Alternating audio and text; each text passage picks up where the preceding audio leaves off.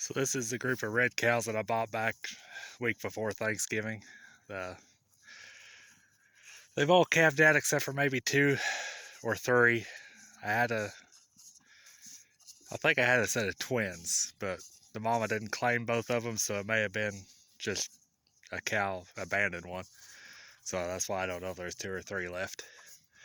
But I'm giving them a protein tub, which I despise the thought of, but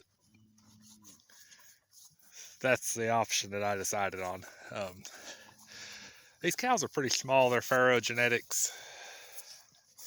They really don't eat much. I've been pretty impressed with what they're doing on what I'm giving them,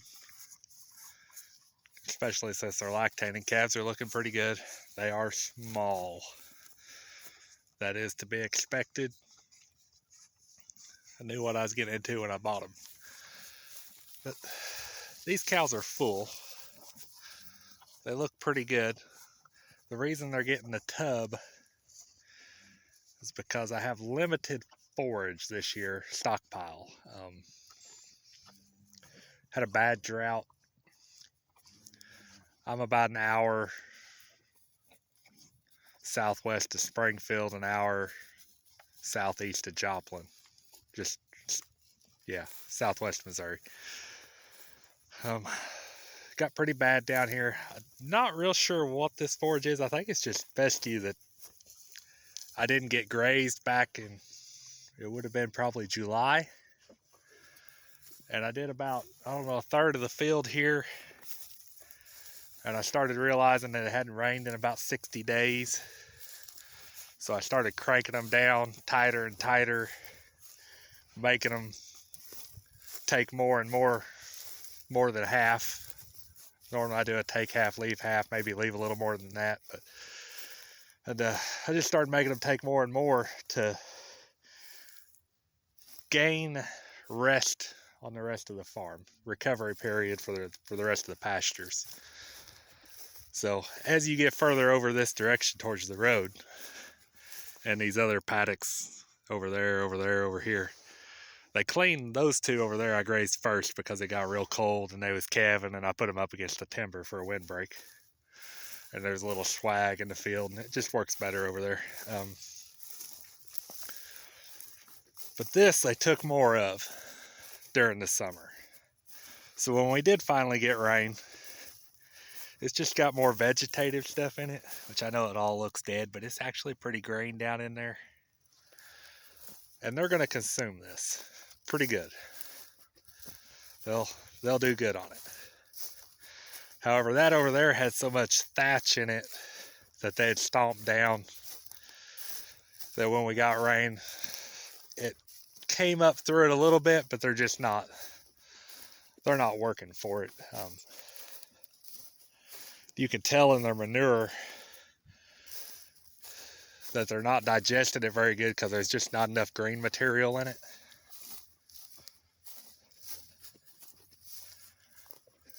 That was not too bad. That one looks like horse manure. It's not good at all. Those are similar. So they're not getting enough protein is what that means. And they are lactating. They need all the protein they can. I shouldn't be shorting them protein. A couple ways to handle that. I can give them larger strips every day.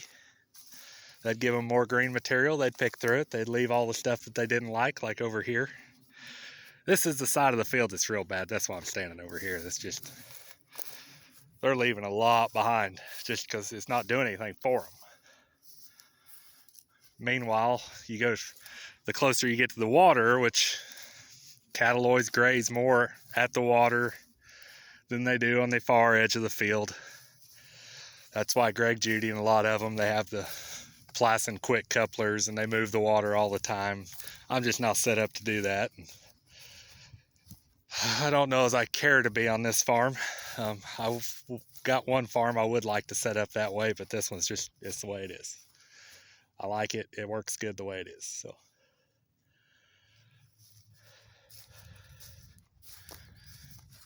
But as we go this way, you can tell that they took more and more. They just got more efficient about harvesting it. And as they go that way, they'll do better too. But the reason I'm not going to give them bigger strips to supplement, give more green forage in there, is because of the drought. I have less stockpile than I would normally have.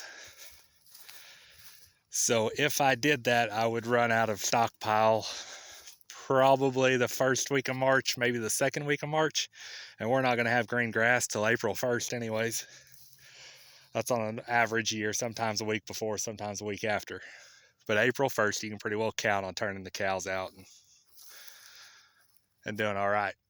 I like to have a little forage left over to get me to the second week of April. That way the fresh regrowth is coming up through some thatch, and it kind of balances the rumen out. They don't get scours. They just do better. But that's high hopes this year. So instead of giving them more forage, running out of grass earlier in the year, and then putting them on very poor quality hay, because that's what I have, they're going to be calving right about the time that they go on that very poor quality. Not these cows in particular, but the spring calvers. That's just a recipe for bad milk production, stunning calves. And if they get down in the mud, I'll be treating pneumonia, and I don't want to do that. So we're going to keep giving them these small strips. I'm going to supplement them with the protein tub. I think that's really going to help them.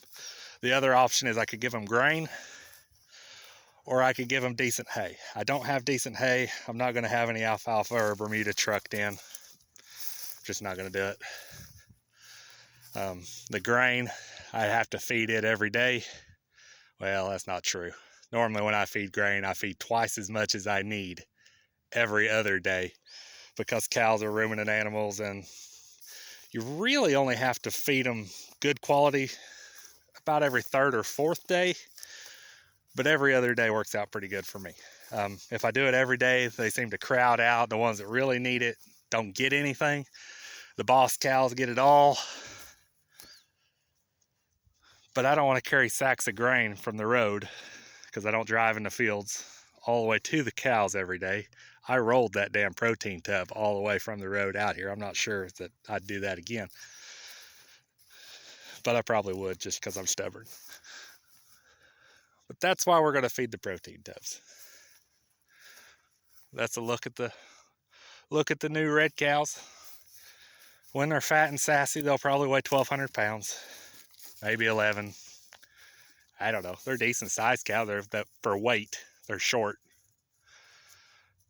Like I said, they're staying fat on nothing.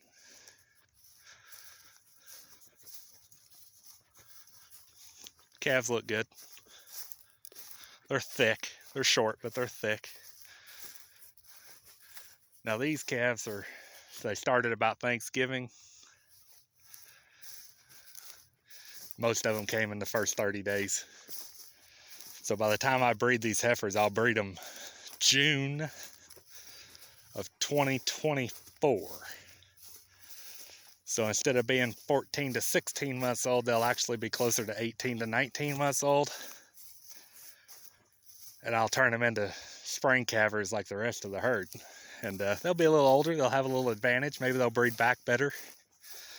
These are the cows that I'm going to start trying to build a herd from. These and the white cows that are in the other herd. And we're breeding them all to South Pole bulls. And that's the future of the farm right there. A lot of the black cows are still having feet problems, udder problems. They're big. Their calves don't look great in the summer. The cows don't look great in the summer. We'll see how these do, but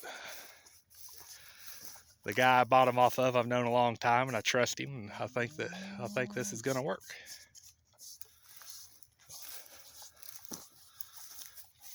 I may come back over before dark and move that tub 30 feet, 50 feet, and then move it every day, just so that they don't get too muddy here.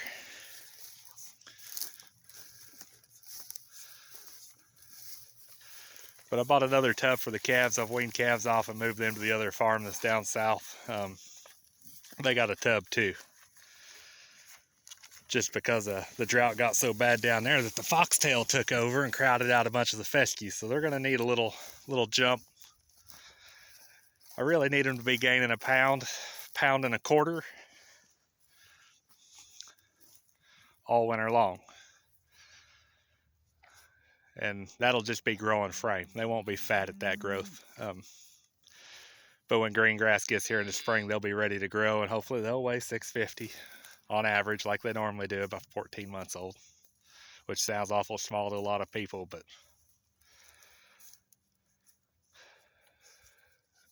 my margins are good. So I'm happy with it.